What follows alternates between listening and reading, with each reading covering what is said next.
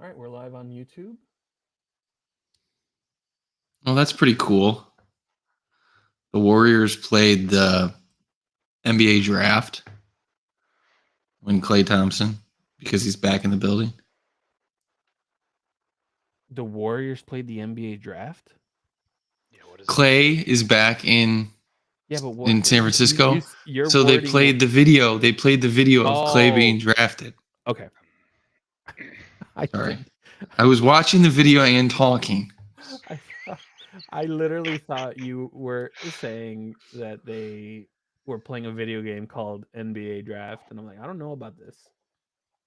Well, I just thought he meant they were just playing. I guess I did kind of understand. I just didn't understand the reasoning.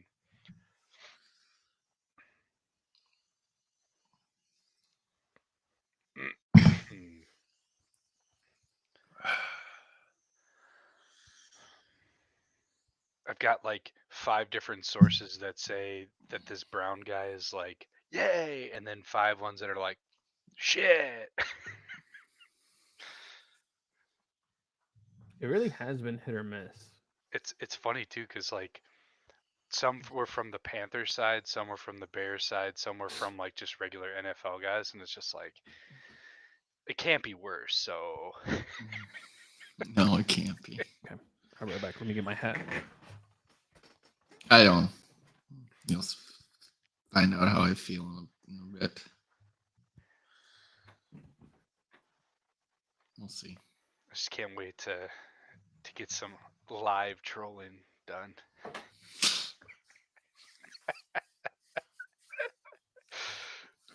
Be my A game today, and I'm like tired as fuck, so it's not gonna be here. But we'll get there. I would love for Brian to be in our show one day, but not to like say much, but just to get his reactions. Oh man, he would have a stroke, dude. We would piss him off so much. For sure. I love Brian, love him to death. But sometimes when I read his stuff, I feel like he's trying to talk to like the Boy Scouts when they screwed something up. And it's like, we can still do this. We can still light the fire in the campsite. And it's like, sir, it's raining. You know? I mean, I gotta give him props. He's probably the most positive out of all of us, but sometimes his takes are. That's because he's like one of those old school Bears fans. I love him. He's an old school Bears fan. I love him to death. I would love to have some kind of. All right, remember we mute for the beginning. You know you're uploading the content. Oh fuck! You can keep it like that. You guys both have decent internet. Actually, yeah, I'm gonna keep it for both of us except you. Well, I'm the one that needs it the most, so I don't have to sit here for an hour and a half at the end. Yeah, but then you get all weird. All right, remember, mute your mics. We're gonna get started with the intro here. Here we go. You're leading, right? Fuck. Let me find a script. Do you want me to just read it? No, because you're not enthusiastic. The one time I caught you reading, you were literally reading verbatim. Hello. I don't ever read yeah, the one time you called me out last minute, yeah, that's when I read verbatim because I didn't have any time to prep. All right, here we go. Mute.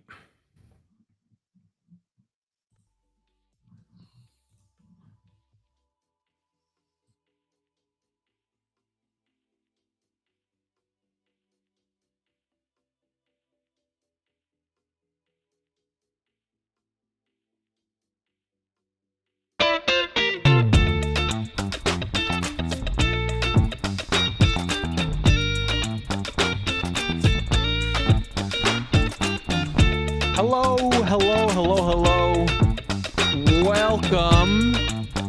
Welcome, everyone. We are live on YouTube. Welcome to the Trio of Positivity podcast. I am one of your co-hosts, Chris. Boopin is out of traveling. He's doing big boy business, and we love him for that. Filling in for him is our Hawks correspondent from a couple episodes back. We have Ben. Welcome in, Ben. And of course, we have probably the dumbest positive person in the group right now with Miller, or Mike as we call him on there. We are. Why did you have to go there? What, seriously? It's like I was gonna go there. I was gonna go there because with Boopin not being here today, this podcast goes from 2 competent people and 1 idiot to 2 idiots and 1 say that to our competent guest. person. You can't say that to our guest. He's literally he hasn't said a word, and you're already calling him an idiot. All right, hold on. Let me read the spiel that Boopin usually takes care of. And then I have to get my phone because I think that's where Miller sent what we're actually going to be doing. Yeah, As you can see, we're very don't well mind the prepared here. agenda that's out there on Gmail. Also, isn't it week 10? Yeah, it was week Okay. 10. All right. Episode 15. Thank you. The All right. episode title, The Bottom. That's Oh, just I just put we have a new offensive Welcome to coordinator. the That's bottom. really what all I have. The right. Bottom. Let's see. Welcome to the trio. Yep, I read that part. Where we This is examine awesome. This is awesome. We examine the Excellent. Chicago sports landscapes weekly and bring our unpolished He had AI create this. But as anyone that has rooted for Chicago sports teams can tell you, that's often hard to find. We already introduced each other. In this episode, we're going to talk about the dog shit team that is the Chicago Bears. Not only that, we're also going to talk about why they still suck after firing their offensive coordinator. And Miller is still going to be working on hopes and dreams that we're actually going to be productive. So Super Bowl bound, baby. Super Bowl bound. So we're going to get some quick reactions. And also we're going to talk fantasy, which I have exciting news to share about fantasy. But Ben, you want to give us a little bit about yourself? I know some of our listeners may have recalled you when you were giving updates about the Blackhawks. Go ahead, and you have some time to yourself before we start thrashing on Miller here. Yeah, thanks for having me back. I'm a resident Blackhawk expert because I'm probably the only person that actually watches the Blackhawks. In the city of Chicago. In the Yeah, city well, of Chicago. you know, with actually today they just signed. I think it was today they just signed a deal to go direct to consumer, so it should be available on DirecTV and a couple other platforms. So I'll actually be able to watch the games again finally, and not on ESPN, which is almost as bad as watching the Bears. So, Almost, but not that bad. but not that bad, man. Nothing was as bad as watching the Bears attempt to play football on Sunday. Okay, so I just opened up the agenda for the actual episode, Ben. This is what it says. As you can tell, Boopin is not with us today. So unfortunately for you all, we're going to have 2 competent people and an idiot to 2 idiots and a competent person. and I we have literally Ben already Hader. said this. Yeah. I literally already said it, and you didn't even read it Written correct. Verbatim. It is No, that was written not correct. Verbatim as to what he said earlier. All right, we're gonna get our up planned insult. This is This straight up was- planned. This was an planned. awful start. This was No, this is awful. the best You start. This did so We bad. are on a Caleb 3 and out start right now. All right, this is Ooh. perfect. All right, you can find us So on we're the living Facebook up to the. under- We're Let me comparing get the ourselves to social- the Bears. Let me get the social plug going. Damn it! You can find us on Facebook under Trio Positivity Podcast and on X at Trio Positivity, and of course YouTube Trio Positivity Podcast. And we have a website. Why? We don't know, but it's fun, and it was a great price when we got it. So if you want to check us out on our website, triopositivity.com. So let's get this episode started, shall we? I kind of like the 3 and out idea. Miller throws the screen pass, Chris does the draw play, and I take the sack. This is, Hold a Pretty ball for spot on 8 seconds. oh, hey, there's an open guy. That's not good enough. That's not good enough. Oh, I'm sacked. Yep. Welcome to Caleb Williams. This is what I have to deal with all fucking episode. All right. So Thank you for joining us. Thank you for joining us, Ben. So let's get started. Guys, let's get a reaction to week 9 before we talk about the actual game. What is it that you guys want to talk about for week 9? Week 10. It's We literally covered that. Well, I didn't update everything. Literally says I week didn't 9 update right here. everything. Literally says. I didn't think you were gonna read reaction it. Okay. week 9. You never read an agenda in your life. I never do, and this is when you know that this is how. Listen, this is how our listeners can now know my reaction and everything that I say on the podcast is off the dome. I have no. That's why agenda. it's so Oh, yeah. bad. We know. So We know. when I have amazing takes and I have listeners telling me, Chris, your takes are so right, they just DM me. They don't post it on anywhere because they're too ashamed. You know, they don't want the world to know that they. They agree with obviously this know guy. your Twitter handle. My Twitter. Ah. My Oh my Twitter. god. Jeez, I'm already he's already hitting the flustered. cup. Starting He's early, already I hitting love the it. cup. All right, reaction to week 10. Ben, since you're our guest, we'll let you get started. What is it that you want to talk about for week 10 that's not Bears related? It can be Khalil Bears related. I mean, it Khalil can be, Herbert. but playing for another team, and I don't know. Fumbling his first touch. Did he do anything? I didn't even watch. He fumbled his first touch. I heard it was a handoff issue though. He still fumbled it. It's fine. He didn't get credit for the fumble. So Who are you gonna trust? Khalil Herbert or Joe Burrow? Oh, Ooh. Joe Burrow weeks 5 through now, or Joe Burrow weeks 1 through 4? Because That's a fair point. It's a fair point. It brings me to my reaction to Week 10, and it also you can kind of go side by side with our Bears talk, but quarterback play still matters. And some of the performances out of quarterbacks this weekend were spectacular, specifically the Thursday night banger that we had between the Ravens and the Bengals, which resulted with Joe Burrow and Lamar Jackson going back and forth. I think they had 9 touchdowns together. Like, it was just phenomenal. And then to add on to that, Josh Allen's decent day. And then, like, you look at the 49ers where Purdy finally had a good game. Russell Wilson and his great throw at the end of the game to Mike Williams, who they just got in a trade. And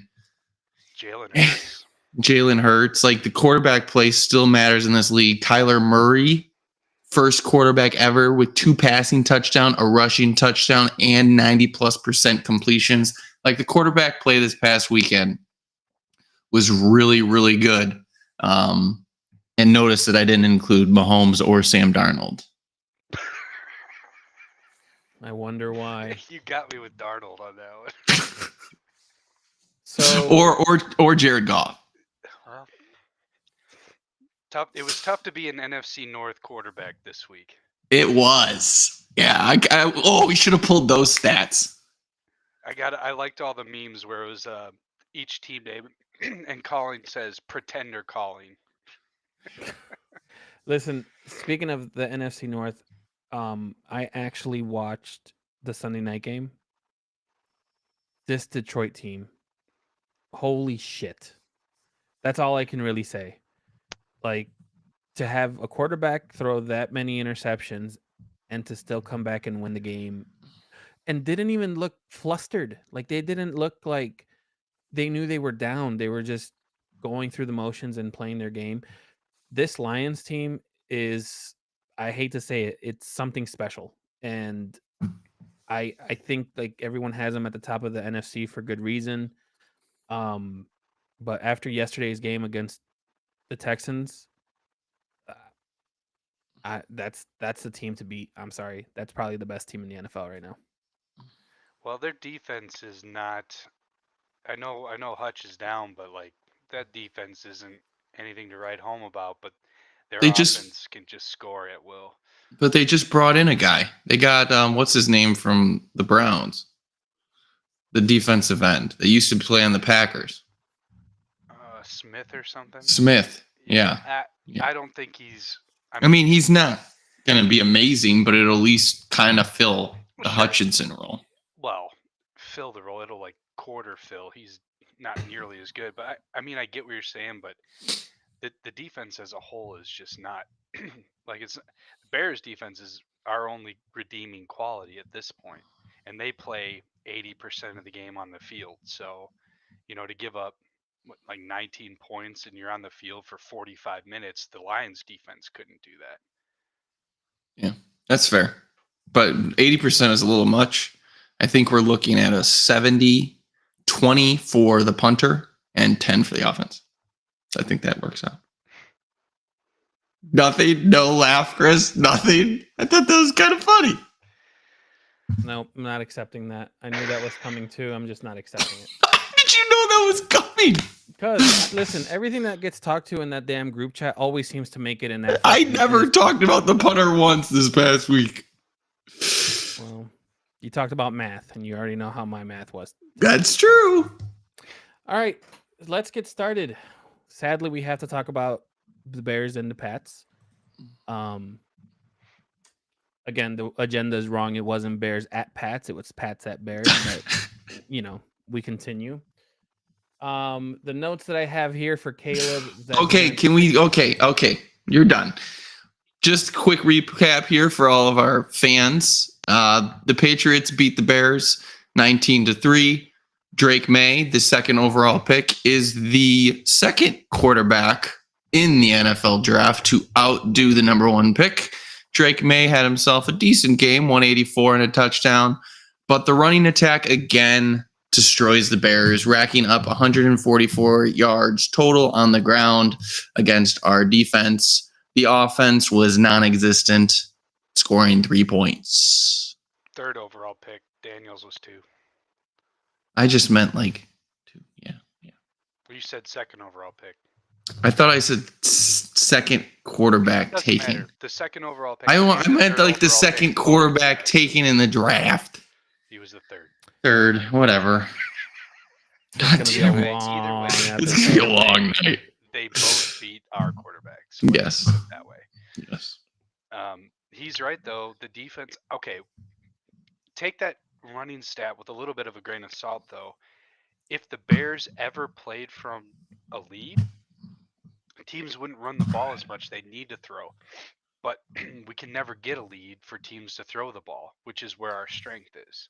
I don't take any running stat against this defense with a grain of salt. They have gotten destroyed all year on the ground. Again, I think this game particularly showed that it was a bunch of like really long plays and then we could stuff them. If we can cut down on some of those bigger plays, but again, maybe getting Brisker back will help some of those stats out. If we ever get him back. Yeah, unfortunate. I think a lot of the talk of the game is. Well, go ahead, Miller. I think you were going to say something else. Yeah, I had I'm to just gonna avoid keep that the part. agenda going because Yeah, go for it. you suck. So focusing on Caleb Williams in particular, he was 16 for 30 for 120 yards, no TDs, no turnovers, which is a positive. During the game, noticed at times he looks lost, not forcing the ball. It looks like he's scared to throw an interception. His footwork is all over the place. On the sideline, that look with Waldron, it was just like, oh fuck, something's going on. So something's up with Caleb right now, overall, and it wasn't pretty. The offense, again, for the third straight game, hasn't really clicked. We've had one quarter of good football in 3 games. One thing I've noticed, and we talked about it all last year and both years before that with Justin, is where are the anticipatory throws? Where are the throwing the guys open that we saw when he had that 300 and whatever yard game? Yeah. Where are those throws? How did they just all of a sudden disappear? Did the route concepts change dramatically? Did the receivers quit on him and don't want to do anything? I mean, watching some of those highlights over, he just won't throw the ball to a spot and let his guy go get it. It's Yeah. got to be wide open or he takes a sack. Yeah, the anticipatory stuff definitely isn't there. In his defense, the wide receiver separation was not good on some plays. I hate that as an excuse because it almost seems that when it's said that way, it's almost like the receivers are like 90% at fault. But every time that we've talked about the offensive play calling, especially these last couple games, was that our tight ends was never being used. So it's like He got a target in this game. Got 3. But for the record, when you're a wide receiver, bad one. you know what I'm saying? But like if you want to get some separation, you need time. And in order for you to build some time, it's not true. Sometimes it is. When you're on the line, when you're one-on-one. Hold on. Let me finish this. The reason I'm saying that is because the reason that you need time is depending on the play call. If you're gonna dump that short like third look because it's open or it's in a route in a way that you're establishing that you're gonna go for that shorthand, when that trend continues, you're actually opening up the rest of the game that they might anticipate that he's going to throw that short route, but then he might be able to throw a 50-50 ball a little bit deeper because the anticipation of the defense is going to be like, well, he checked down 3 times on this possible play. Or when this player was cutting across the middle, he went and targeted him, whereas you would have the tight end. You're So you're leading into this other problem, which is he can't read defenses to call the protections. So he's calling the wrong slides on the offensive line. He's calling what guys he thinks are blitzing and they don't. I mean, there was that one play where New England lined up 4 guys on the left side of our offensive line, and they shifted to the right on our protection. They let 2 free rushers go. Luckily, Roshan was back there to pick up one guy, and he still got sacked. But I mean, like, he's clearly not getting it, and he doesn't recognize when it's man versus zone, so he can't throw guys open because he's completely lost. Now, well, one whether thing that's a that I confidence thing or him just not understanding it, that's where you got to debate. one thing where Chris is just horribly wrong is he's talking about Caleb and giving him time for wide receivers to get downfield. But here's the problem. I think we discussed this. He threw one pass, I think, that went 15 plus yards in that game. Yep. So Yeah, but when wide receivers aren't going down the field, it doesn't matter. But it leads me to my point is like these wide receivers, there's more pressure on them to win at the line because if they don't win at the line, then he's not throwing it. And that's when we're leading the sacks. So it's like a combination of everything. I'm not disagreeing with that, but what I'm saying is he doesn't throw to his check down. Like there's multiple times where the check down has been open. I mean, he gets off of reads too early. Yeah, like and if it's going to be a deep out, like an 8 or 9 out, he can't wait until the guy's already made the cut to determine if he's going to be open or not. As soon as he hits that 8-yard mark, he's either got to throw it or then move off. And he's moving off way too early. With that being said, that's very accurate. And this is one area that we'll get into down the line where hopefully the offensive plays do change, because it seemed like a lot of the time in those instances, there were multiple defenders in that area when he was supposed to make the throw. Now, when you see the wide receiver pull back, and if he would have thrown it, it would have worked. But if at the first glance you see 2 guys in that area, you're not necessarily going to pull the trigger. But so hopefully the scheme that is used going forward would kind of help him out in that aspect. But I mean, speaking of the scheme, there were several throws on, like, say, 3rd and 7 where the guys were running 4-yard routes. Like it just blows my mind on the ineptitude of those play calls, whether Caleb checked to him or not, because I was reading something that he has the capability of checking at the line to a different play based on what he sees. And if he's checking off a play that would have been deeper, that's another big topic, but it's hard to tell. But would you really check off a 7-yard comeback to a 4-yard comeback? That doesn't seem right to me. If you see, this is where I think the offensive play calling has to come in and has to take responsibility for that. You can't have that decision be given to a rookie this early when he clearly has issues reading defenses. So you have to rely on that. The play calling that you're going to give him, if you are going to give a kind of like, hey, if you see this middle linebacker in this position, you can audible to this. Instead of doing something like that, and you're telling him like you're giving him like 5 different options at the line, that's an offensive play calling issue. Like he's not ready for that. That first drive, it was 3rd and 7, and both receivers, DJ Moore on the top and Rome Odunze on the bottom, were 1-on-1, and they both ran 5-yard stops on 3rd and 7.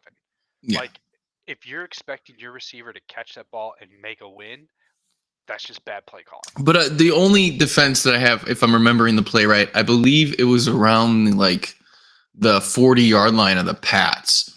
So while it's inexcusable in my opinion that you're not running to at least the first down, but if they wanted to run it a little shorter with the hope that maybe the wide receiver can break 1 tackle, but even if he didn't, they were still going to go for it on 4th down, maybe. But yeah, it was on the it was first messy. drive of the game, though.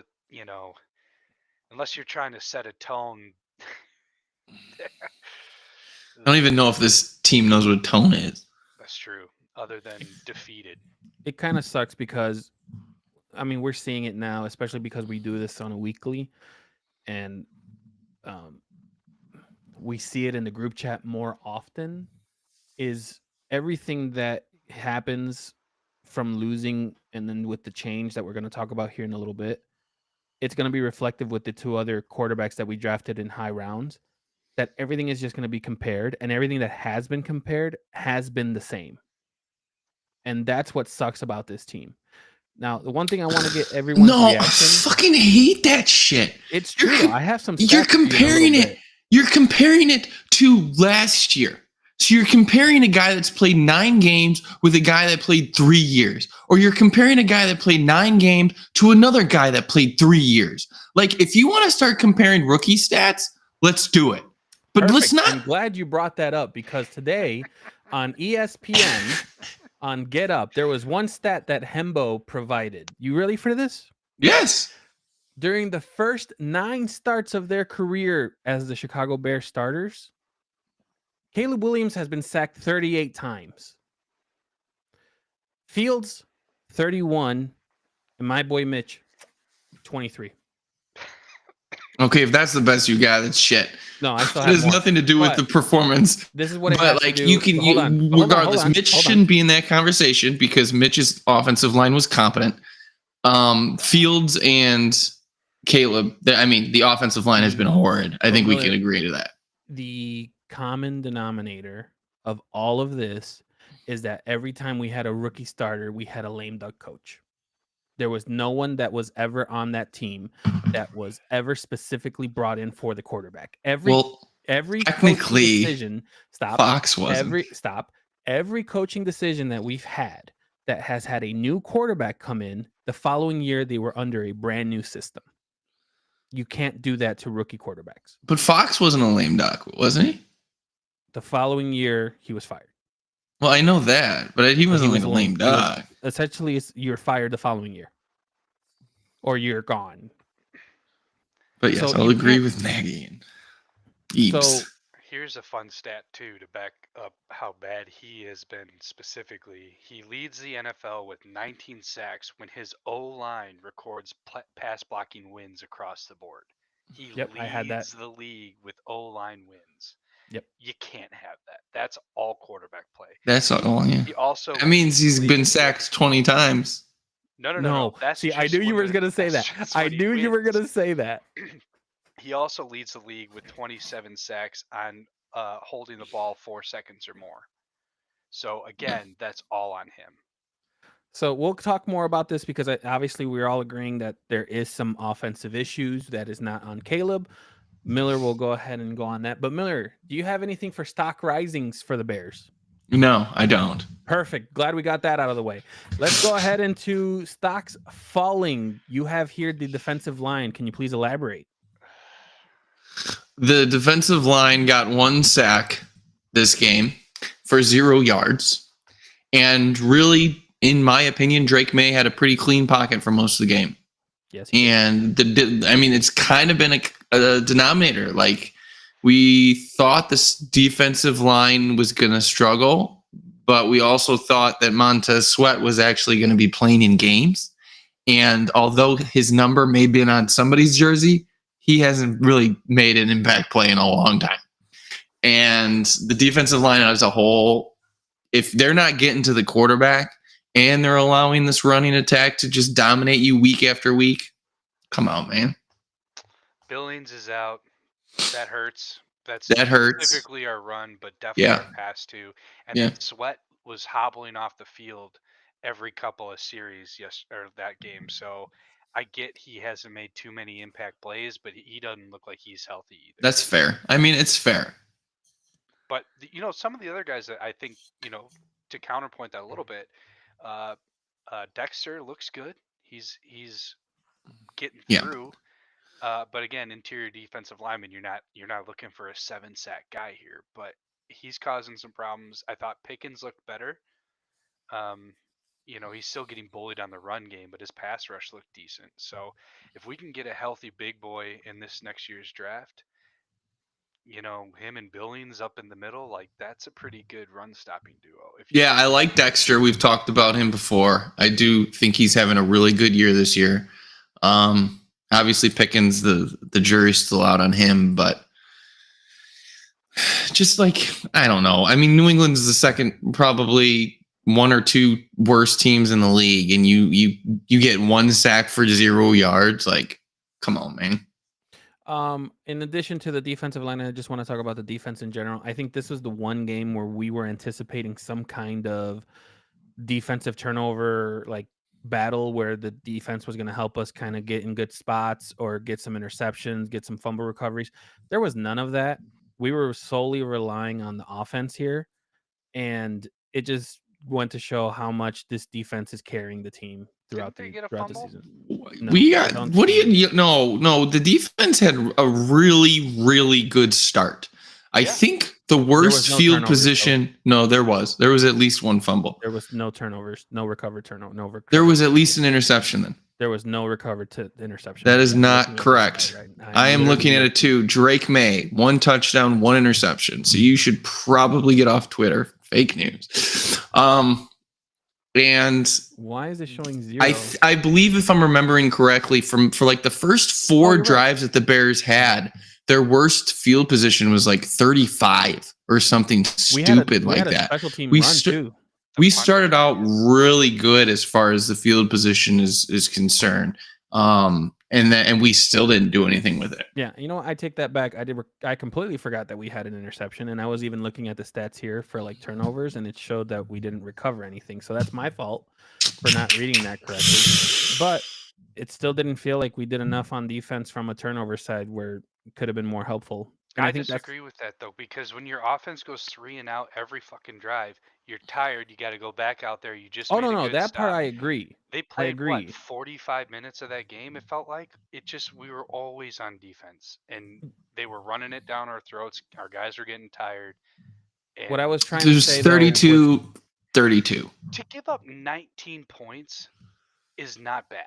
It's not bad, but what I'm saying is, bullshit. Hold on. To the Patriots, 3 points. Oh, let's not start talking about the teams. You still bring out the Colts like if they were like the best team that we played, and I'm not even going to give you that option. What are you even talking about? You're not even making sense. What I'm trying to say is, this was a game that I felt that the defense needed more to help us win the game. So we needed the defense to give us turnovers, more defensive pressures, more recoveries to get like more field goals or something. Well, that's kind of what I'm saying. I would argue that it's like more turnovers are great, right? But you're not going to get a turnover every time. Right. But getting sacks for actual yardage is what destroys drives more.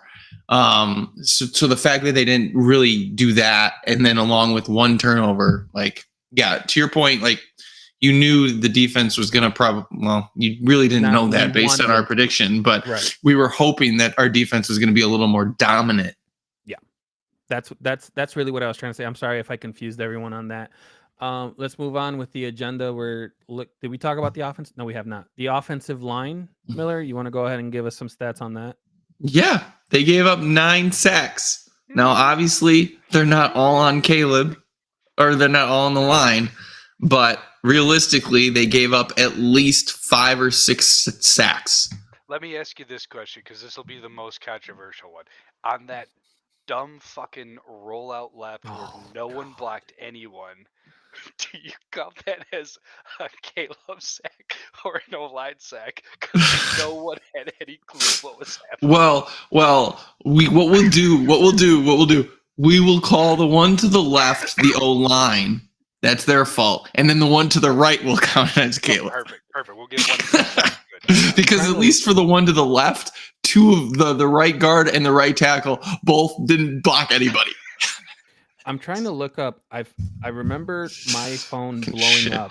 God, I remember my phone blowing up at a specific moment, and I think it was that moment in the game where all of us were like, "What the fuck was that?" I don't think I've ever seen our phones blow up with all of us being in agreement that was the shittiest thing that we saw ever. I mean, yeah. Well, I know it's not ideal, but he's just got to get rid of the ball. Like you know that play isn't working. No, I disagree with you. He can't control what's behind him, and there was nobody open. Yes, you could throw one guy running a route. One guy. Literally, you're rolling to the left. You're cutting off basically 3/4 of the field, and there's one guy running around. Throw it away. He's not Throw open. it Just away. But he throw it didn't even away. have time. He didn't even have time. The guy, at least the one on the left, rolling to the That left, he didn't have play time. Had zero time. Like that play was dead as soon as it snapped. Any quarterback would have seen that. Oh, They come would've- on. You're not just going to hike the ball, run with your Miller, offensive you line and throw the literally- ball away. You literally sent the footage. You sent the footage to us, and you're like, "This guy needs to be fired just for this play alone." Yes, because it was a horrible decision. Like- You don't call that play. Right. That's- We that's all a- agree on that. That's a play We're all high agreeing. schoolers call. Listen, I mean, We're you're still all going to agreeing. drop a lineman to anchor, so you don't have those free. Or you know what you do is you're like, "Fuck, we're in trouble. Hey Swift, take this from me, please." Okay, Or so something. getting back to the offensive line, one fun stat that I heard, I might butcher it, but we'll still play it. Under Eberflus, the Bears have allowed 6 or more sacks in a game 7 times. Combined, Fox, Nagy, and Tressman allowed 6 sacks 3 times. 6 or So more what sacks. you're saying is we bring back Trustman. I will give Eberflus a semi out here in that he doesn't run the offense. All those other guys ran the offense. Yep. So technically, he Fox doesn't didn't. draw up the plays, but man, the amount of false starts we get that just demotivates everybody. Like, what do we lead the league in pre-snap penalties? We have to. It's like Our- 25. it's a so game. bad. Not only It's that, brutal. but we were kind of talking about this too, and I still think Swift is our MVP just because of the amount of stuff that we've been giving the guy, and it's like he sometimes makes something out of nothing. I think there was one play where he got hit like half a second after he touched the ball, and he still managed to get like 5 yards out of it. I wanted to talk to you guys about this stat real quick since we are talking about the offense side of things. What did we have more? Third down efficiencies or fourth down efficiencies? Fourth down, that's easy. Probably 4th. We've actually we been had pretty good at fourth all year. Then we are 1-14 this game on third down, and on fourth down we were 2-4. I mean, that's pathetic. 1 for 14. That's literally pathetic. Yeah. Yeah. That goes to our concept what we were talking about. They weren't running routes to get first downs. And that goes into the you could have added that to my offensive miscues. Again, the sad part is it's the same thing I fucking had on here last week. There were multiple drops again. And I know Caleb, but when he hits the fucking hands of Rome and he drops it, that's a first down that they should have gotten. And that is that's going to move the chains and keep that drive going. But when he blatantly drops it, and then the O-line penalties as well. Whenever you're starting to drive 1st and 15, it's not ideal. And it seems like it's happening 3-4 drives in a game. And it's just like, this shit is just undisciplined. And that's the definition of this team right now. I mean, but So- that's the only offensive coach we kept was Chris Morgan, the O-line coach. Which makes perfect sense. That's an Eberflus decision, though. So he needs. I mean, it all comes down to Eberflus. He doesn't have this team disciplined. He doesn't have it under control. He doesn't have their confidence, and he just can't control how players play. He can't fire them up. It's pathetic. One thing I was gonna say, and it's funny because Miller and I years ago we would have this argument. We have this argument like twice or once every 2 years. I am of the mindset that if a ball hits a receiver's hands, This is one every 2 years. This is probably fair. they have to catch it. They have to. If the ball, they have so many gloves that you can just literally catch it one-handed.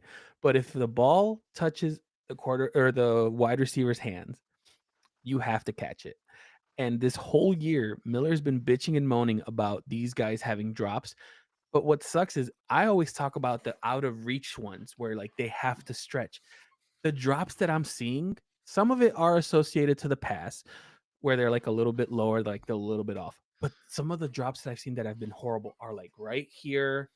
I think there was one right here, something like that. You can't drop those. As much as I want to shit on Caleb, like that's your offense making you worse. Like that's just sticking the dagger a little bit deeper. And it kills And- all your confidence and momentum too. And the worst part is I can literally name 3 off the top of my head for these last 2 games that were third downs, and every single one would have gotten a first down Didn't we too. have one for Washington to seal it too, like near the end? I don't remember to seal it, but there were. I know Keenan was towards the end, if I'm remembering correctly. I don't know if it was to seal it, but I do remember that it was the second. Oh no, that was because that was before. that wasn't the, Washington. That was Arizona. That was Arizona. I'm thinking. Okay, so I might have been thinking like before the penalty that got us the lead. Yeah, I don't know. So no, I don't remember it being that blatant in Washington. I just remember last week in Arizona being really bad. But it's just like you said, these aren't perfect balls that he's throwing that these guys are dropping, and you can't do that. Coming into the targets, Keenan Allen had 6. He got 5. Moore had 6, got 3. Odunze got 6, had 3. Cole Kmet had 4. He only had 2. It's tough to call Cole Kmet's targets because that one was like 6 yards away. Yeah. That boy tries, and Jesus, do they do him dirty, man? They do. I know. We talked about it last week. Has Everett? Okay, we didn't get what? Has Everett even had a target in the last 3 weeks? Like any? I think there might have been one this past week, if I remember correctly. But I could be wrong. But we talked about this last week. Do you feel like the Bears have too many weapons? No. Not you. You answered it last week. Oh. Ben. For Caleb to understand how best to run this offense, maybe.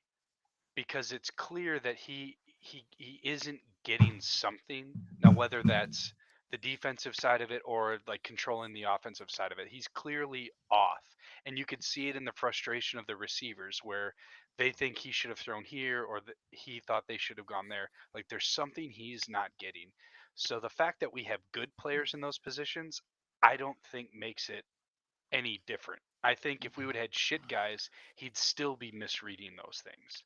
That's fair. It's easier for us to see their disappointment because they are good and they do know what to expect. That is very fair, but the conversation is upon us because could he be acting like a true point guard and trying to get all his guys the ball rather than just playing the play call, though. The game? Because each play call, you have a main target. And if Waldron's going to try to make the receivers solely those targets, there's nothing Caleb can really do to target Kmet, especially if he's blocking 75% of the time. That's fair. But like like we talked about at the beginning, like I've been saying all year, and it's kind of been on paper, it is like Keenan Allen is that safety valve. And you guys have wanted drops out of all of them. Yeah, but you guys have wanted Cole Kmet targets too now.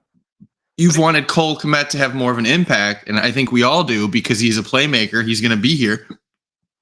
But, like, Keenan is his target, and if he's going to keep being on this team, Cole may not be able to make that impact when I believe if I remember, sorry, really quickly here, I believe that Cole Kmet is the most efficient receiver on this team. And I think Keenan Allen is one of the least efficient players on this team. Yep. I think one of the things that also may impact, well, obviously it impacts the amount of targets, is you go 3 and out. You do a stupid fucking screen pass or draw play, you get a penalty, then you take a sack, and then you're third and whatever. And we are converting, like you said, Chris, 1 out of every 14. Like, there aren't enough targets because we can't stay on the field. So I think if we were putting drives together, let's say that Indy game, right? Everyone was getting a touch. Everyone was getting a ball, and it looked fun. It looked good. But when you can't get that kind of consistency, when you can't get that kind of roll on offense, he's going to target the one guy, and that's his problem. So with that being said, we're going to try to end what is the recap here. Normally we go through, there's a lot that we're going to talk about, but I want to save it for the next topic, which is the breaking news that came out today. Real quickly, because I didn't realize you were going to be doing the agenda, and I kind of screwed this up on the agenda. Let's cover the predictions. Yep, that's what I was going to do right now. And then we're going to do the positivity rating, and then we'll go into the breaking news. So, and you erased it. All right. I had it in the wrong spot. All right. As you can see, we're very well prepared here. This is what happened when Boopin leaves us. Seriously. And then to rely on me to look at an agenda is already it's a shit show. But here we are. And it's erased again. Oh, there it goes again. I Okay. just moved it down. We had a score prediction. Two people here had the Bears winning. I had the Pats winning. So just based on that alone, I almost got the score right. No, you didn't. You weren't even close. And then 3 people had the Bears winning because Ben chimed in our live last week. And I think it was like 40-7. Is that kind of right? If I could just stop having copium before every Bears start, that would be so great. I just want him to break out every single game. We thought we were going to have that in Arizona, and I think the moment that didn't happen, I think that did it for me. You thought it was going to happen. I thought it was going to happen this game because they were actually at home.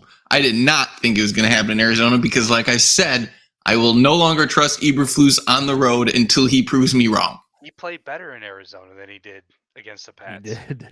So we weren't wrong. He just didn't live up to as much as we wanted to. So with that, we're going to go ahead and go into our positivity rating. Last week, Boopin was at a 4. I'm assuming he's at a 1. He had to leave the podcast because he couldn't take it anymore. He knew what I was going to do to him at least. Miller, last week you were at a measly 4.5. Where are you at today?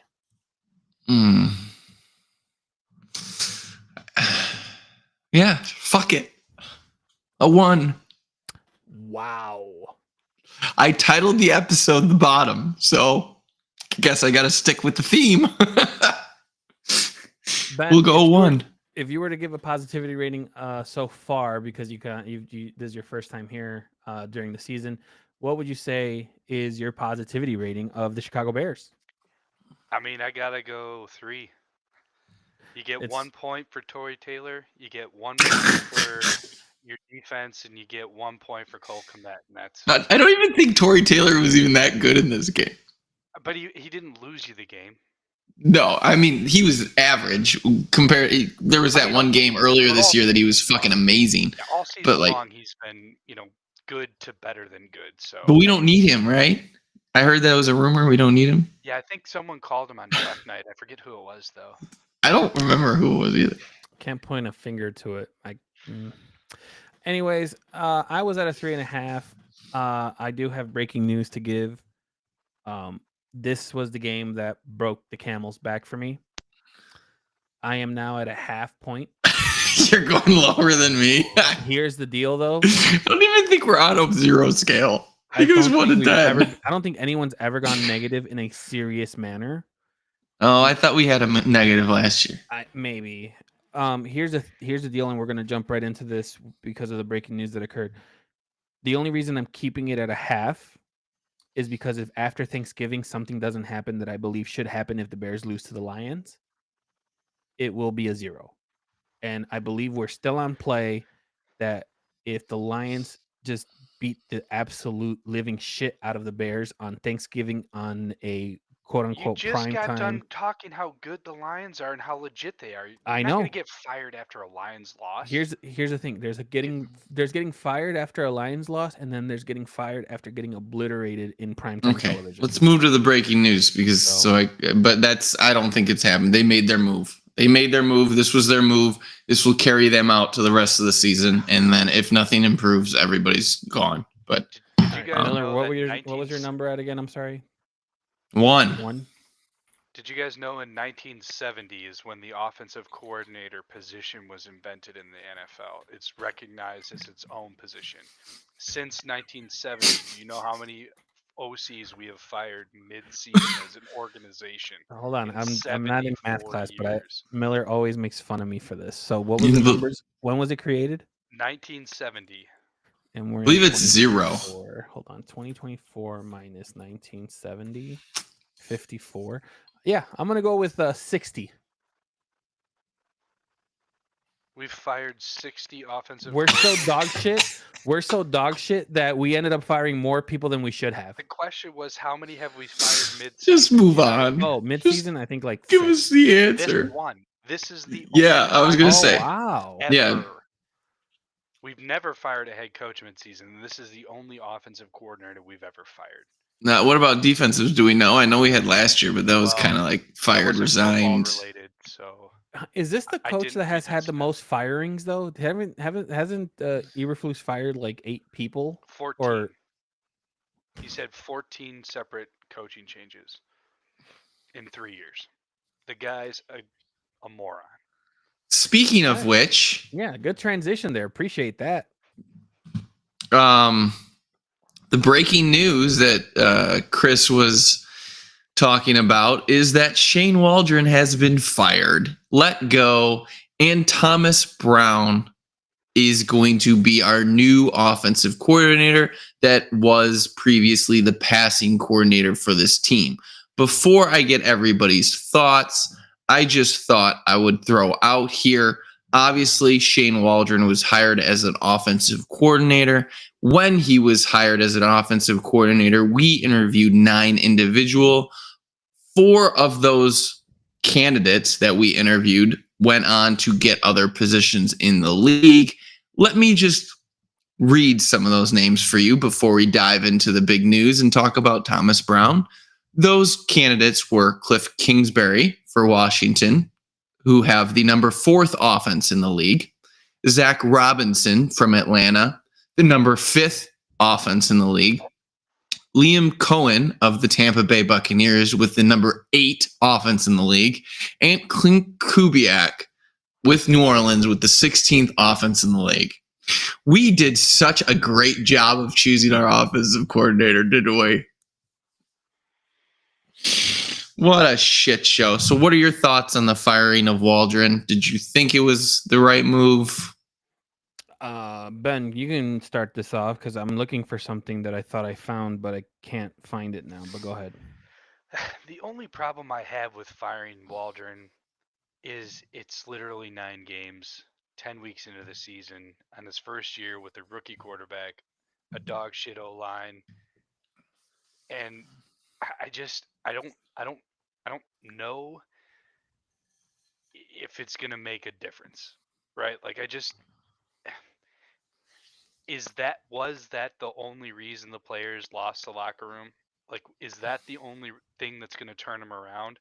I don't see that being the case. I don't like his play calling. I think some of it was good, but some of it, like we talked about earlier on that rollout with no one blocking, like, I mean, it's just embarrassing at points. So I guess he's the easy one to get rid of, but I don't see it making a difference. I agree. I mean, realistically, you're not going to change the offense in a week. So, and obviously they couldn't announce it on Monday because they're a horrible organization. They had to wait one more day just to fire him. So Waldron was sitting there on Monday and talking to his players when he should have been fired, which was just stupid. I think they knew. I'm pretty sure that they were going to tell him. But Eberflus said they were figuring it out. They were still evaluating. Yeah, but we all agree that the pressers that Flus gives is just it's so huge. bad. It's so bad. So knowing that Ben and I have almost the same thought process on this, I'm sure he has this stat that I'm going to go ahead and take from him that I saw again this morning on ESPN. The last number 1 overall quarterback whose offensive coordinator was fired in his rookie season. You want to take a guess at who it is, Miller? Am I going to have a prayer? I think you'd get it. I don't think get I would get it. No? Think hard? No? No, Ben? Trevor Lawrence? No, Baker Mayfield. 2018. And how's Baker doing now? Well, better now, but not good. Things are looking up, boys. Yeah, Things but on I a mean, different team with a different offense. like, yeah, it was looking pretty bad for a while for Baker. Yeah, he went from he basically went through his entire contract. I think maybe 1 year, got traded to Carolina, was in Carolina, and then he got traded to the 49ers, right? Or the Rams, one of those two teams, and then he signed in Tampa Bay. So I don't know. That was just a nice little stat that I saw. For me, I think this was not what everyone wanted. I think the funniest meme that I've seen is like one of us had to go kind of thing. I forget what movie it was that I saw. I think this is going to be a good little switch into what we're expecting from this team. I'm hoping that there's going to be some positives out of it. But I have to agree with Ben that a decision like this that is stemming from the top of management and hearing that some of the veterans are kind of putting in their 2 cents, and they're putting in their 2 cents about Caleb too. That to me was the sign that the locker room is lost. That But right they've been- there. But that it's been reported out, Miller. That it's been reported out that this is what they wanted. That to me is a sign that the locker is gone. Well, that's the thing. Like, when did we start talking about this? What was it, week 4? That they came out and they said the leadership committee talked to Waldron about being a harder coach. Like, this isn't like a this week thing where they started talking about the offensive, or Waldron. Like, those meetings happen all the time though in other teams. what I'm saying is I'm agreeing with your point that the locker room's gone. I just don't think it was this week. I think the fact that these players have been so vocal this entire time has been concerning to me. That is Like, hugely concerning, but this is the first week they're calling out Caleb specifically. Yes. well, This is the yes, first week Caleb, they're talking yes. about wanting Tyson. But I mean, that story, I don't know. I don't put much solace. That You came guys from- do. I get that it. came from a legit source, though. That was It came from Mark Silverman. Yes, there was something said. No one knows who. There's speculation that it's DJ. Who knows? There's a lot of speculation around that story. The main thing is, throughout the 9 weeks, it seemed like every week there was a player or somebody talking about something that a coach did or didn't do. And right there, it's just like where the sirens are going off. Like, this is weird. Leadership shouldn't have to go, our player leadership shouldn't have to go to a coach and tell them they need to coach harder.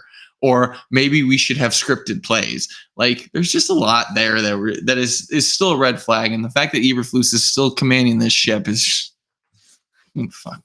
One thing I wanted to ask you guys, because we obviously are part of the group chat. When Waldron got hired, I believe it was Miller that was, he already knows where I'm going. Do you remember why you kind of agreed with the pick? Because of the Seahawks, right? I agreed with the pick because I wanted someone to come in that had offensive coordinator experience. So my question now is, knowing what we know now, obviously we're going to be able to talk a little bit about it, and then we got to kind of get moving. I just saw the timer of where we're at. We're kind of pushing. We will move quick. Don't worry. Could the Bears have maybe traded this pick that was Caleb, kept Fields? No. Improve your offensive line? No. I will say that yes, Oh that's my what I wanted. God. But let's be realistic. They weren't training out of This Caleb. is so What- stupid. A better question, Chris, could be the trading down of Odunze pick and getting either a better lineman later in the first or You could 2 be in right, yeah. the second. So I will transition your question into the Well- Odunze pick instead of the Williams. I think I saw, and I can't remember where I saw it. Someone was like, we were in a position that if we signed Fields for one more year, we could have drafted 2 offensive linemen this year. But we and didn't need to sign him. We still He had him. went to another fucking team with an entirely new offense and got benched. Why are we Super still Bowl talking about for a this? Super Bowl winning quarterback. He had a better Oh, record than fucking get Caleb the has. fuck out of here. Regardless, we still had. We still He had got full-time ran guys. out of We would've had to Denver. re-sign him anyway. He got ran out of fucking Miller, Denver. ran He out of got Denver, but benched. He got paid, brother. what? I knew this was going to come up. What are you so talking about? He I've got got a paid stat. to go to Denver, and Denver ran him out, and they got a still fucking left and huge got dead money. cap. Yeah, No, I've got- he I've got got a 0. Russell Wilson He's getting stat. paid like $1, the veteran minimum in Pittsburgh. Right, but he's still getting paid from Denver's contract. That's the point. They hated him so much in Denver that they shipped him out. Well, now they That got is Bo literally the Nix, point. so- Ben, go ahead. What were you gonna say? It's Russell so Wilson is stupid that we're having this Hold on. fucking conversation again. Let our Russell guests Wilson speak. is currently just 2 touchdowns away for having the most touchdowns in a season for the Steelers since Big Ben Roethlisberger. He's only played in 3 games. You got Trubisky, you got Pickett, you got it's just there. Yeah, just keep naming the bench quarterbacks from the Chicago Bears that we're still talking about for some fucking reason. That apparently still have a Yes, better. but I agree with touchdown-pass Ben. ratio. The Rome Odunze, although he has flashed these last 2 games, the Rome Odunze pick to me is a pick that you can speculate on and be like, should we have traded back and maybe got a little more help, especially with the emergence of Brian Thomas Jr. Jags that got them late, I think, in the first. So that is the bigger thing for me if you want to talk about speculation. But I will always be in the stance. I know Ben wasn't here. I don't know about Chris because he's flip-flopper. But I was always be in the camp of Caleb should have been the choice. No matter how good Jaden was, no matter how good any of these quarterbacks turned out to be, I still think Caleb was the best talent coming out of college. We'll see if given what I know how now, that I think works. any quarterback that we would have picked up would have suffered the same fate. That's I think fair. my honest opinion. So the only reason I would say I disagree with everything except that Jaden isn't a comparable talent. He won the Heisman in the in-between year, and Caleb still played. And everyone's going to say, oh, well, Caleb's team wasn't as good. Well, that's bullshit then. No, That's it's not an the answer. truth. Well, It's the look at truth. him now. Okay, Look at do you him want now. to discuss this? Still We is- just discussed this at your child's birthday party. You want to look at the wide receivers? You want to know when the first wide receiver from USC was drafted? I believe it was the 6th round. You want to know when the Jared Yeah, I Rice, think so. Do you want to know when the first wide receiver from LSU was taken? It was, I believe, 8? top 10. Yeah. Do you want to know when the second wide receiver from LSU was taken? I think it was top 30. Okay, so the talent difference. He also played against the SEC, and Williams played against dog shit. I get it. I get it. I get it. But Okay, the talent Miller, on I have a question LSU for was you. a hell of a lot better than USC. I'm just saying. Miller, I have a question move for on you, from and then we'll get on. And then we'll get. We on need to the talk next about point. Yeah, the OC. I just have one question for you, real quick. Yes. You talk about the talent that he's not there. Would you say that the talent that he has now as a professional compared to what he has as college is greatly higher? Yes. And he's still dog shit. Thank you for proving that point. All right, go ahead and take us to the next point there, brother. For the record, he won the Heisman. So 2 years ago.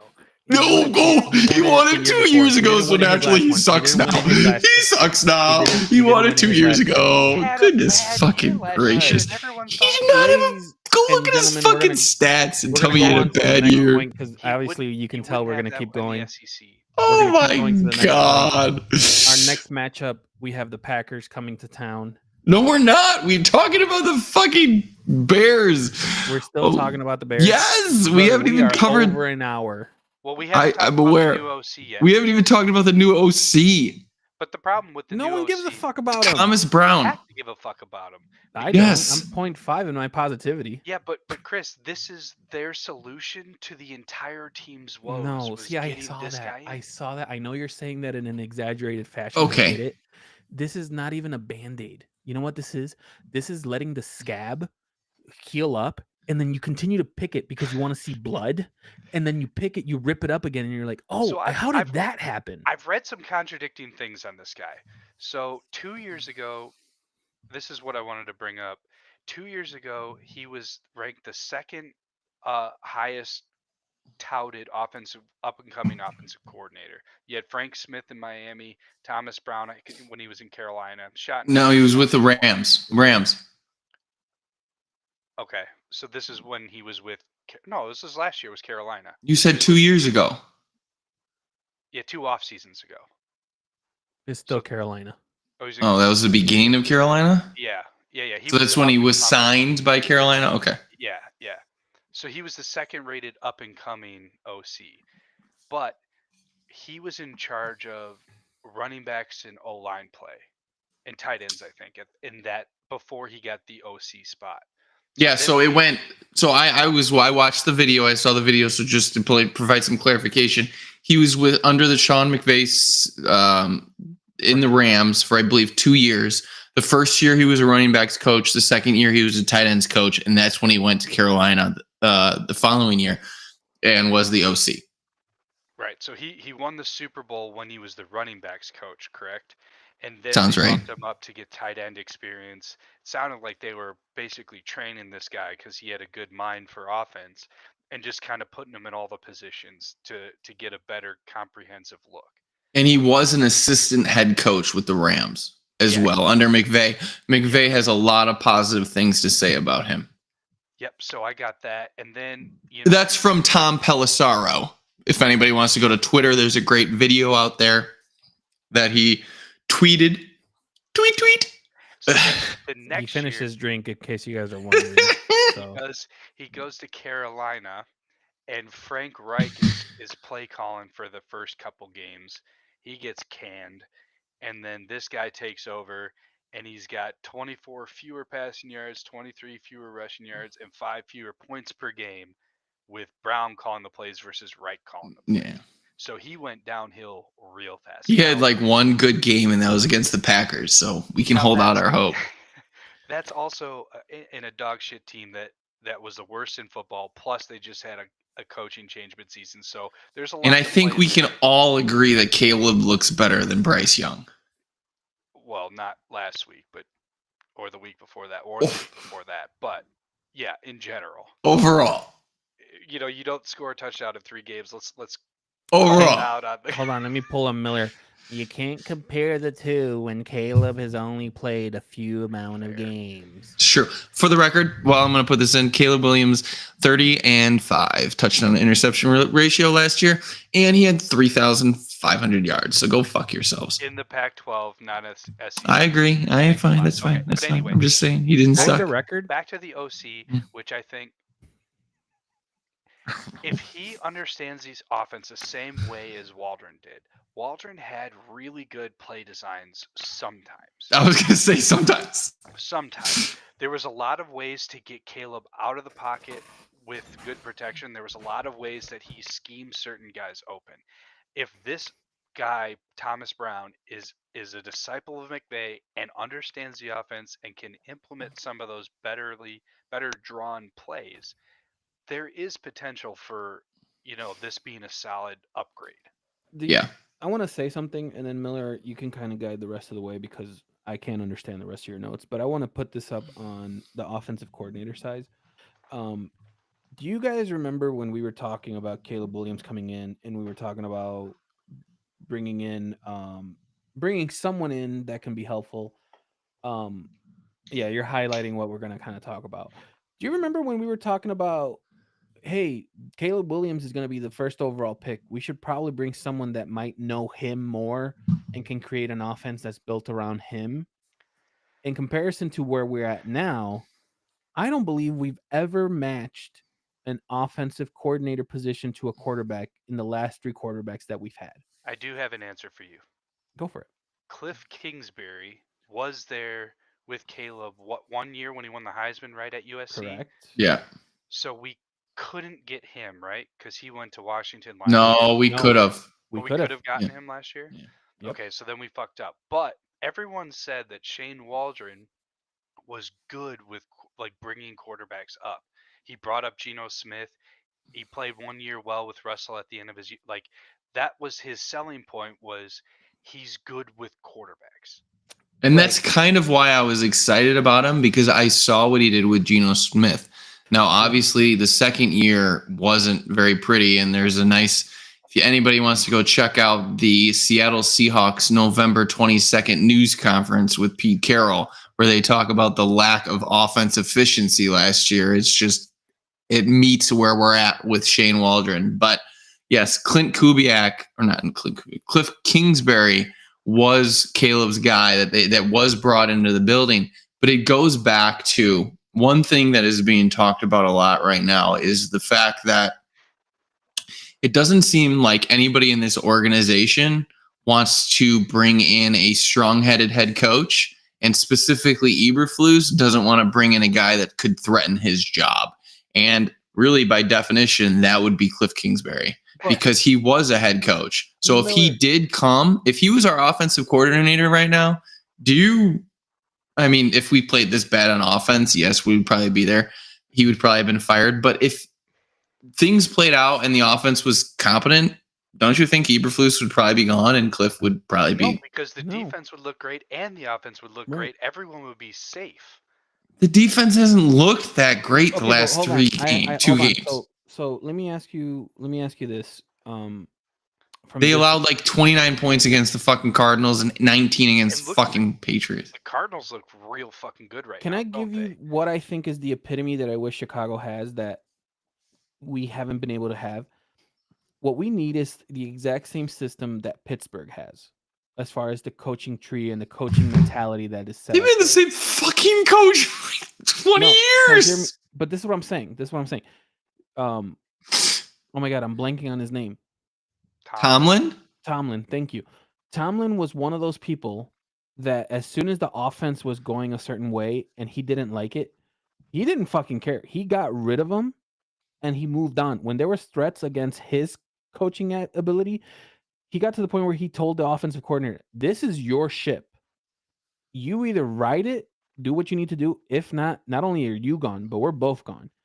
And that he's been able to guide that defense to where it is now. The offense, he barely touches. All he does. First of all, that's not true. He may not control the offense, but we all know that motherfucker has photos on every player that he has because for some reason that team doesn't go below 500, no matter how dog shit they are. So he is fucking on every single player in that locker room. Offense, defense, it doesn't matter. And the fact that we're even talking about one of the best coaches in the NFL and talking about the Bears in the same sentence is a joke. What I'm saying is I wish we would have a position or I guess someone comparable that we can have like a figurehead of a head coach that we know will not take shit from anyone, but that has enough trust to build from within or let the coaches do what they need to do. What you're saying is you want a coach that has strong will. That's what you're essentially saying. I also saw those bullshit reports that were saying that we're not going to get a strong head coach because of Warren or whatever. I don't see how anyone can know that. I don't think it's because of Warren. It's because of history. Well, that's like I said in the chat, we haven't had a real strong personality since Ditka. Lovey was good. He wasn't a strong personality. He was a player's coach. He didn't make waves. He was not like Tomlin that goes to the freaking podium and just fucking he did it in his first one. He's like, first thing we got to do is beat the Packers. That already was enough for him to get the love of the Chicago. Who are you talking about? Everybody that's come in the last 5 minutes that said that. Yes. Poles said it in his presser. Eberflus said it in his presser. Everybody's come in and said it.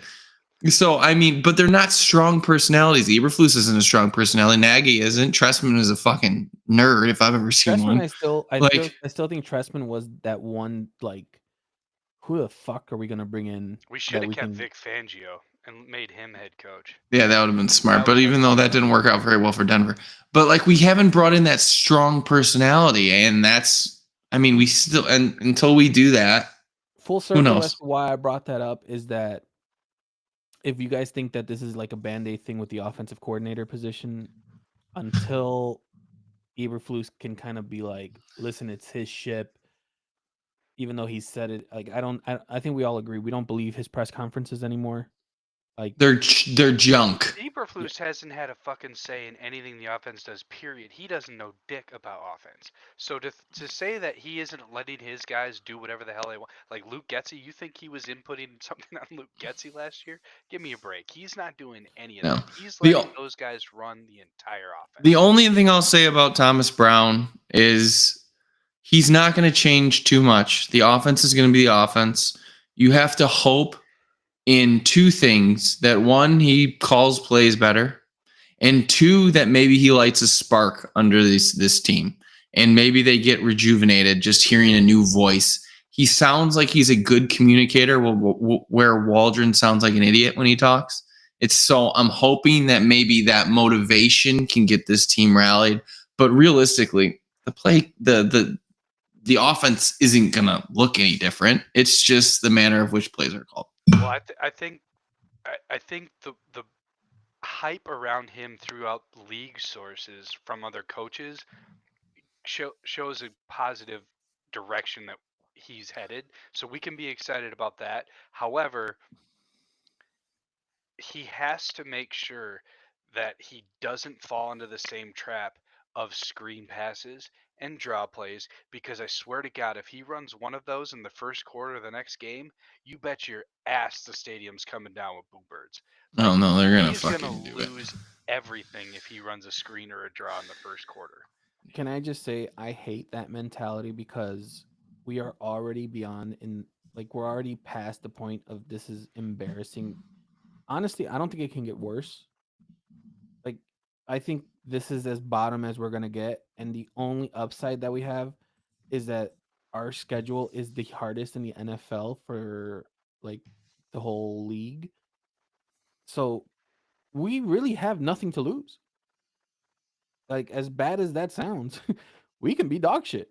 And as long as Caleb Williams is performing well, which I still understand why people wanted to bench Caleb. Like, I get the reasoning that I saw, and I don't 100% agree with it, but I get the whole mindset of like, let someone else be out in the field, let him see what he's doing wrong in a real game, let him learn from that, and then you can bring him back in 2 weeks. The Arizona game, yes. The last week when it was only like 1 or 2 scores, no. No, but he's I'm saying, talking like, about period benching Caleb. yeah, like bench him for 2 I don't. games. Stupid. Not at this point in the season. That's not going to help him.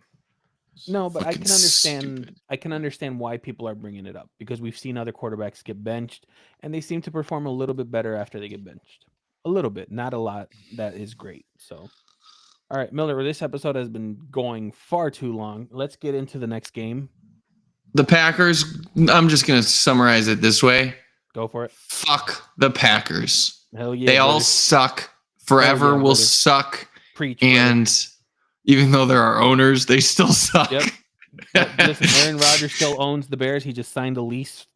He's subletting. That's all he's doing right now. So fuck the Packers. They can all go fuck themselves. So fuck you. Even though you're going to probably destroy us by 15 points. It's and with fine. that, we're going to get into our prediction. Miller, what you got? Packers 27, Bears 13. I should You are write this giving us down. a touchdown, or is that a defensive touchdown? No, it's a touchdown. By Caleb. It's a passing. Yes. I quote it here. Passing touchdown. If it's a screen pass to Swift, I'll quit Bears fandom. So, Miller, what was your score again? 27-13 Packers. Okay, Ben, what do you got? I got 17-9 Packers. Caleb Yeah, does not score a touchdown again. Because despite how much I hate them, the Packers actually have a pretty decent defense. I said 27, you jackass. Oh, 27, sorry. I said 17. Yeah, I got 17. I might piss you guys off here. I think the Bears will score a touchdown on the opening drive. Caleb will pass to Cole Kmet for a touchdown. Will we take the lead for the first time this year? No. I'm not First? that far into it. I'm not that far into it. I don't know. I'm just All you saying- have to say is, will we win the coin toss? It's literally 50-50. Well, we defer anyway, so it's not even gonna fucking matter. Well, they may Um, defer. Well, that's true too. I think the Bears will get a touchdown out of Caleb to Cole Kmet, but the Bears will still lose 28-10. I think you guys are overestimating how good the Packers offense is. They suck ass too, and our defense doesn't give up very many points. You guys way overestimate the other team's scoring every week. I would literally compare. I think a comparison between the Arizona offense and the Green Bay offense is fair. They scored 29 points on us. I think they can score 20. The quarterback play is nowhere Seven. near that level. Kyler, really? He's not playing Call James of Duty. There's a Conner. reason. James Conner is on. the Put one some that respect- destroyed us that game. Listen, Josh put some Jacobs can easily destroy us in you're this talking game. football here. No one gives a shit. Put some respect on Kyler. Call of Duty 6 Zombies has been fantastic. I don't know how he's able to get his hands. He's off been that 3-0 game. since Call of Duty came out, for the record. I'm just saying. Someone's Call of Duty boosted his Zombies account. has been fantastic. I don't know how Kyler does it, where he doesn't get, maybe someone locked his PlayStation or whatever he's using. They used the old teacher method, where if you had your phone out in class, that you put it in the little drawer until class was over. I don't know how they're done it. Kudos to them. I believe they're in first in their division. They are, actually, surprisingly. And let's wrap this up with a quick fantasy corner here, boys. A few things to touch on, as this was a big fantasy week for quarterbacks. And if you had Jamar Chase, like some of us had here in this chat, but a lot of points scored for quarterbacks, specifically Joe Burrow, Lamar, and then Hurts. So props if you had them. Hopefully you got the dub. Trade deadline is this week, so if you want to place a trade, get that in before probably Thursday. I think it actually deadline's like Saturday, but get it in early. Shout out to Ben, as his boy is finally back. CMC came back this week. He played a significant portion. He got a majority of touches. He only ended up with 10 points. I don't think he scored a touchdown in this game. Correct me if I'm wrong there, Ben. But he was part back in this offense. The offense seems to be clicking again. We'll see if the 49ers continue their role of these last two games. Two offenses that there's a lot of question marks around right now. One is the Dallas Cowboys, which them along with the Jets may be almost bigger clusters than ours, surprisingly. I kind of compared it to the Jets and the Cowboys being dumpster fires, and we just have the homeless people around just the singular So what bowl. you're saying is the Bears keep the fire alive. No, I'm just saying we're just a trash can where they're dumpsters. I think they're in worse shape than we are. No. I mean, Dak's out for the season, so they're pretty effed. Cooper Rush and what's the other guy? Trey Lance? Like, Well, they're fucked, but they're like, there's a lot of shit going on. Like, they paid a lot of money to Dak. They paid a lot of money to CD, and they look like shit even with Dak in the offense. In the non-fantasy news, there was reports that people wanted Deion Sanders and Yeah, I did hear that. Funny enough, Deion Sanders went on television and said, "I am extremely comfortable in Colorado." So Yeah, they all say that shit. No, he said it live on I'm television, guessing which was he's the getting funniest a thing. big payday in Colorado. He has to. Plus, his especially kids that are there, so he's they're- going to stay until his kids graduate. there's a Sanders chance is he might- gone. Oh, is he a senior this year? Yeah, there's a chance. Or a though, junior, I that- thought he was right? a junior this year. I think thought they he's can gonna- leave when they're he's juniors. Number one. Yeah, they can leave when they're juniors. He is not He's number not one. good- He's not good enough. You are, from what I'm hearing, they had some people ranking him as the best quarterback in the. You're on Truth not a Social starter. too much. Funny Yeah, he's enough, not- funny enough. God damn it! I was gonna use that joke on you. Funny enough, though, the college football rankings came out. Colorado made another big jump. There is a chance they might actually be in the last 12. I think there's a better chance than there's not if they win out. They Just have to win because out. they want They have to the win out. You're absolutely right, but that's they what I'm saying. want Deion in that. They want the publicity. To be completely honest, that Travis Hunter guy would be. Oh, I have money on him to win the Heisman. I think it was like plus 800. It's like even money now. He's good, All right. man. And then continue on, Miller, because I have some fantasy updates of my own to give you. I don't know what I have extra. Oh, yes. You guys didn't answer my question. Do you believe the Jets and the Cowboys situation is worse than the Bears? If I had to put them Yeah. in order, I would say Jets 1, Bears 2, Cowboys 3. As in, like, 3 is the worst? As in 1 is the worst. No, it's got to be Cowboys, then Bears. No. Then Jets. We're all different for some reason. So the I only would reason say have- Jets, Cowboys, Bears, because So the- I think the Jets with Aaron Rodgers, they literally have exactly what they wanted, and they've been dog shit this year. Next year is going to be even worse because they're not going to have a quarterback, and they're going to have to figure out what they're doing with all their pieces. And then the Cowboys have paid everybody, and they still suck. And at So least the here's where Bears still have a rookie. Here's where I'm different. One, the Jets are worse because they fired their coach already. They made a trade after it, and they're still dog shit. So I think that's where, like, as a fan, you're like, what can we do here? The reason I have the Bears second is because this last game was the one game where our injuries were kind of at our lowest point. Like, we had the worst injury list for the offensive both line. of our starting tackles and both of our backup tackles were hurt. We literally had That's what no I'm saying. And starting- our safety. Yeah, that's what I'm saying. We had the worst like amount of injuries. Oh, it sounded like So you why- said the other way around. Yeah, I thought you said the other way around. No, so like this, but what I'm everything else though has been normal, and we're dog shit. And We're the not reason I dog have- shit. We're literally 4-5. I think we have The the record best is record out of irrelevant. everybody.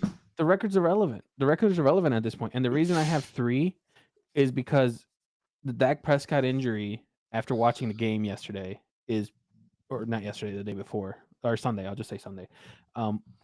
Watching that game because it was available to me. They desperately need Dak Prescott in that team. Like, you But can tell Dak he's the Prescott biggest- hasn't been fucking good with the but they team. but they need him because clearly any other quarterback that's there is just going to be worse. I get that, So- but he's been bad this year. Well, they also don't have a great running Miller, back you ever think since you Pollard think left. Mahomes has been bad and he's He undefeated? has Don't- been bad. And for the record, I said it's the worst numbers for his career. I did not say they were bad. For the record. Well, if it makes you feel any better, the reason I had the Cowboys as the worst was because of the Dak injury, and it doesn't seem like anybody can lead that team. It's only Dak. I'm Then agreeing with the you. Bears are in the second worst because they have no fucking clue how to call a play, and unless this guy turns us around, they're not scoring touchdowns in 3 straight games. You cannot have anybody below that. And then next, you have the Jets, and as much as we all hate that piece of shit, Aaron Rodgers I mean, can I like turn him. it He's on, fine. and he can be. I a was good looking quarterback. big picture. But also, they got Brees Hall. They got Brees Halls look like shit for the record. again. It's the whole of the offense. No, there's something with him. You think He doesn't. he's done? No, I don't I think he's don't. done. I don't think he's him on our done. team. I think he's just not as explosive as he was last year. I Well, don't he know came if off a significant injury, so maybe he's not 100% still. there's but- something like that. and then Okay, let's end this Braylon shit. Allen is looking good too. I think Yeah. they need to force feed him a little bit more. So No, don't not think for the my Jets- fantasy teams. Ben. So- Not I for don't my think I fantasy don't think teams. the Jets are in as bad a situation as either the Bears or the Cowboys. Completely disagree. in talking about fantasy, just to give you guys an update, I have Jalen Hurts. I have Chase. So I had a fantastic day. I won 150 to 96. There you go. Your boy is on a winning streak. 6 in a row. I am first overall in the league. Yes! First overall in the league. What's funny though, Miller, is remember I kept both running backs from Tampa Bay. Yeah. They both scored. So I might end up playing both of them the day that I have all the running backs on my bye. Don't play both of them. As the one, Trade it's, one. I have no, I can't trade them anymore. But it's the one week where we had the schedule where like all my running backs are out. I might just play them both just to see what happens. Well, Tampa And Bay then does have a pretty weak schedule coming up, so you never know. But wanted to give that up. No trades ended up happening like we thought. There were a couple drops, and then the Kincaid injury does have me a bit worried. So that is something that we'll have to see what happens. he's been a bust. What is the NFL trade deadline? It already passed. It already passed. Oh, really? Dude, Oh, come on, man. I think it was last week. I thought it wasn't until like week 13 or 14. But Well, that's why there was so much news last week. oh, all right. I think Okay. what you're thinking about though, Ben, is when people start getting cut. I think there's like a cut, Like thing, waivers and shit like something that. I think there's something okay. that's happening towards the end. All right, Miller, sign us off. I hate you so much. Thank you for tuning in for the Trio of Positivity podcast. Big shout out to Ben for joining us on short notice. Thank you very much. I appreciate all of you for listening. It's been a joy being here with all of y'all. And every day we'll take it step by step as this team builds and Caleb continues to improve and shows us what a Super Bowl winning quarterback looks like. We are the trio of positivity. We will maybe get there someday. But until then, we can all suffer in misery together. On this positive note, later. He took too long. Bye-bye. Bye-bye. All right, we're going to cut that. And then thank you to those that actually watched the live stream. Appreciate you guys. We will be live again next week. Thank you guys for coming by. And we're done. Let's see how long Miller has.